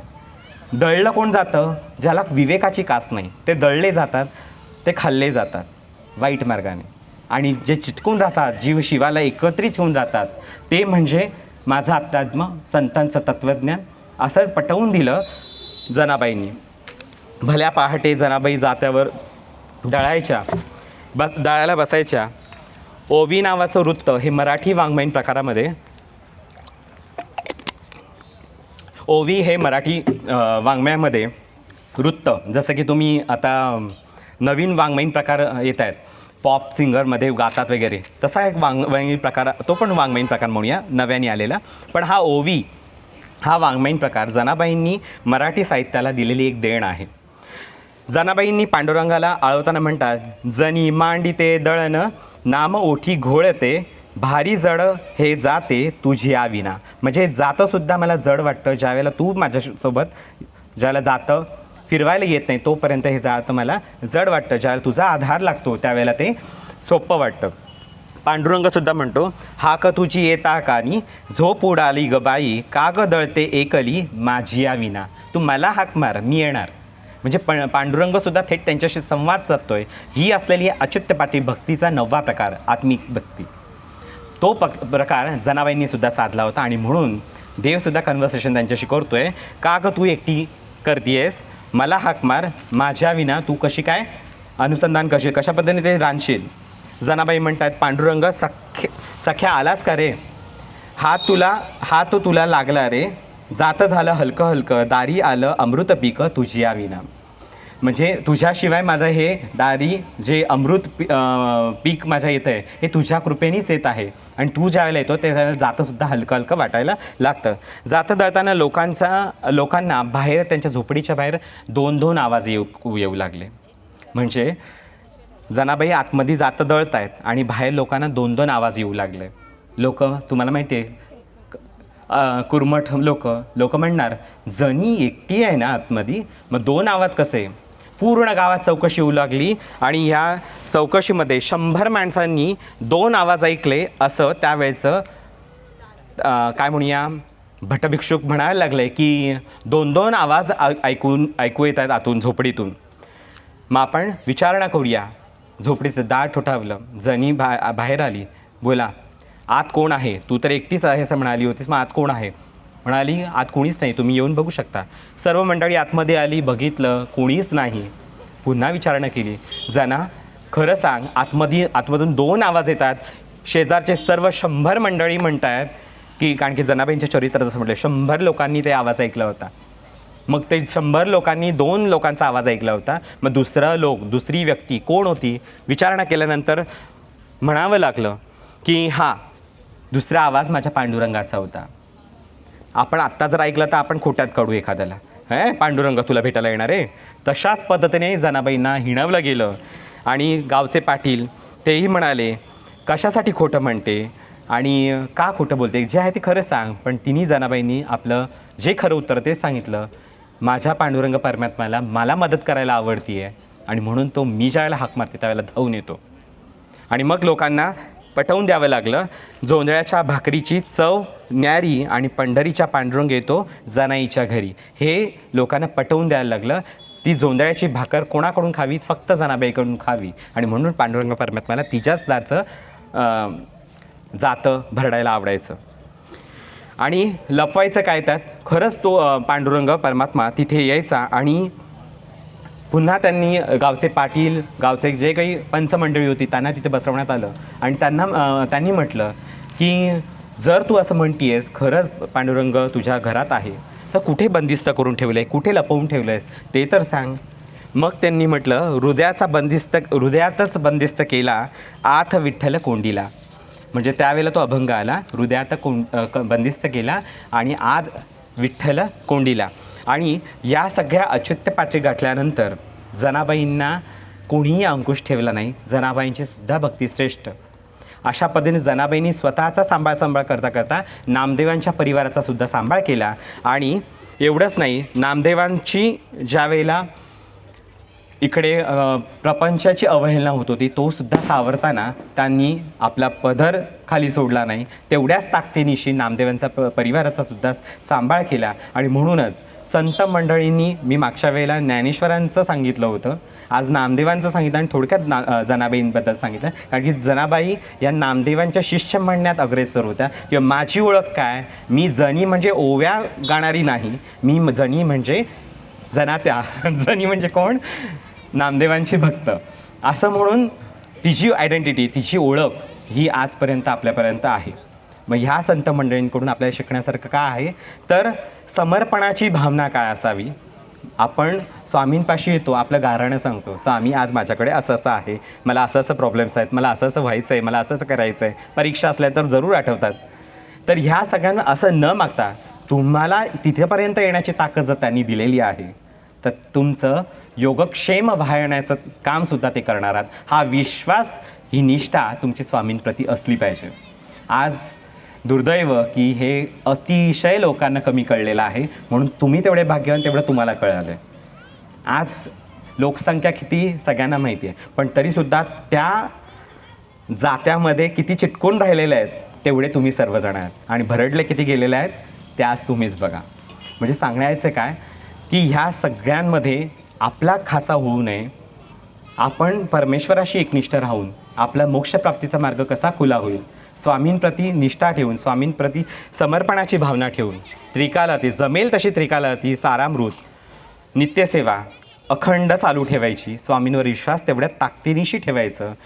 जरुरी नाही की मी अक्कलकोटला गेलोच पाहिजे, जरुरी नाही की मी मठात आलंच पाहिजे, जरुरी नाही की मी ही सेवा मलाच मिळाली पाहिजे, ती सेवा मलाच मिळाली पाहिजे. जे आहे ते माझं, जे दिलं आहे ते माझं, किंवा जिथे कमी तिथे मी, ही भावना सेवेकराची असली पाहिजे. सेवेकराची निष्काम भक्ती असलीच पाहिजे. स्वामी ते जाणतात. स्वामी कोणाला धावून येतात, ज्याची निष्काम भक्ती आहे. कोणाला तरी टॉन्टिंग करणं, कोणाला तरी हेच बोल, कोणाला तरी तेच बोल, नाही, हे चालतच नाही. सर अजून एक सांगावंसं वाटतं, कारण की हे आपल्याकडच्या पनवेल आणि आपल्याकडच्या परिसरामध्ये हे दिसत नाही आहे. आज जेवढी केंद्र सर पाहिलेत ना मी, त्या सगळ्या केंद्रांमध्ये श्रीवर्गामध्ये पुण्या साईडला आमच्या अक्रोडी, चिंचवड, पिंपरी या सगळीकडे खांद्यावर पदर असतोच असतो. कारण की आपण जिथे येतो आहे ते फक्त काही जण बाबा म्हणते, आपली जण आता तर बाबा म्हणते आहे स्वामींना. त्याचे संस्कारसुद्धा नातवंडांत तसे, बाबांकडे जायचं आहे, हे संस्कार, हे बाबा आपण म्हणतो त्यांना, पण आपले गुरुस्थानी ते आहेत. त्यामुळं आपल्या गुरुस्थानी ज्या वेळेला आपण त्यांना मानतो आहे त्यावेळेला आपल्या नम्र भावना, विनम्र भावना, त्याच्यामागे सुद्धा सायंटिफिक वे आहे. खांद्यावर पदर असलाच पाहिजे. आरतीला घाटावर जर तुम्ही गेलात, पिंपरी पुण्याच्या साईडला तिकडे गेलात, डोक्यावर पदर असतोच असतो. आता फक्त मराठा वर्गामध्ये असतो असं म्हटलं जातं, पण आरतीच्या वेळेला ज्यांची आरती असते तिचा डोक्यावरच पदर असतो. तो नम्र भाव येतो, आदर येतो आणि ते आपण विनयशील होण्याची वृत्ती आपल्याला बळकावली जाते आणि म्हणून आपण खांद्यांवर पदर ठेवला जातो. पुरुष वर्गाने सुद्धा आपले कपडे हे डिसंट असले पाहिजेत. बरेच जण आपल्या केंद्रामध्ये येताना सुद्धा जीन्स आणि टॉप एवढं घालून पाठवतात. ते सुद्धा आपण आपल्या काय म्हणूया, आपण जर तुम्ही बाहेरच्या देशांमध्ये गेलात किंवा बाहेरच्या राज्यांमध्ये गेलात दर्शनासाठी, देवदर्शनासाठी, तर तुम्हाला कळेल आपली संस्कृती आहे त्या लोकांनी टिकवून ठेवायचा प्रयत्न करतात आणि आपण इथे खुजी झालो आहे. अक्षरशः मी स्वतः सांगतो आहे, गोव्याला मंगेशी मंदिरमध्ये शॉर्ट्स टी शर्ट घालून गेलो होतो. तिथे मला लुंगी दिली, मला लाज वाटली. अरे बापरे, नाही आपण हे चुकतो आहे. मग हे कल्चरल आहे आपलं, ते आपण जोपासलं पाहिजे. आणि या सगळ्या गोष्टी शिकवण्याचं, मार्गदर्शनाचं एकमेव माध्यम म्हणजे स्वामी समर्थ केंद्र. केंद्रात नेहमी या, स्वामींची सेवा करा, सेवेकरी व्हा आणि मोठं बना. आयुष्य सर्वांग सुंदर होईल. आयुष्याच्या खास घड्यात कधी प्रत्येकाला दुःख येतात, पण दुःख आल्यानंतर काय म्हणूया, आपल्याला कमीपणा वाटून घ्यायचा नाही किंवा आपण त्या दुःखात हरळून जायचं नाही. एवढं दुःख माझ्या वाटायला, मी एवढी सेवा करते, एवढं मला दुःख का द्यावं, तो क्षणिक दुःख बाळगा. नक्कीच उद्याचा दिवस मोठा येणार आहे. नक्कीच स्वामींनी पुढे काहीतरी चांगलं वाढवून ठेवलेलं आहे. त्यामुळं झालेली सेवा मी सुद्धा स्वामींच्या चरणी अर्पण करतो आणि जे काही माझे बोबडे बोल असतील ते गोड मानून घ्या. माझी सगळी सेवा स्वामींच्या चरणी अर्पण करून मी इथेच थांबतो. श्री स्वामी समर्थ. आज आपण वेळात वेळ काढून श्री स्वामी समर्थ सेवा केंद्र तुपगाव या ठिकाणी येऊन आपला रसाळवाणीने सर्व सेवेकरांना मंत्रमुग्ध केले. असेच प्रेम आमच्यावर असावे ही नम्र विनंती. आपण विषयांवर चांगलाच प्रकाश टाकला. आपलं हे बोलणं खूप प्रभावी होतं. धन्यवाद दादा. आता उद्या बुधवार दिनांक 15 एप्रिल 2024 रोजी आपल्या श्री स्वामी समर्थ सेवा केंद्र तुपगाव या ठिकाणी होणारी सेवा पुढील प्रमाणे. सकाळी भुपारी आरती, नैवेद्य आरती, नित्य सेवाकार, बली पूर्णाहुती, श्री सत्य दत्त पूजन, देवता विसर्जन आणि अखंड नाम जप यज्ञ सप्ताह सांगता असा नियोजन आहे. आणि नंतर अल्पोहार हे श्री धनाजी ठोंबरे कासप यांचा आहे व महाप्रसाद सर्व श्री स्वामी समर्थ सेवेकरी यांचा आहे. तसेच आजचा अल्पोहार हे सो अश्विनी जांभळे रीस यांचा होता आणि महाप्रसाद म्हणजे आजची महाप्रसाद सेवा ही श्री निखिल मुंडे बारवाई यांची आहे. आता यानंतर महाप्रसादाची व्यवस्था आपण ज्या ठिकाणी बसलो आहोत त्या ठिकाणी होणार आहे. म्हणून सेवेकरांनी थोडा बाजूला होऊन आम्हाला त्या ठिकाणी महाप्रसादाची व्यवस्था करण्यासाठी सहकार्य करावे. श्री स्वामी समर्थ.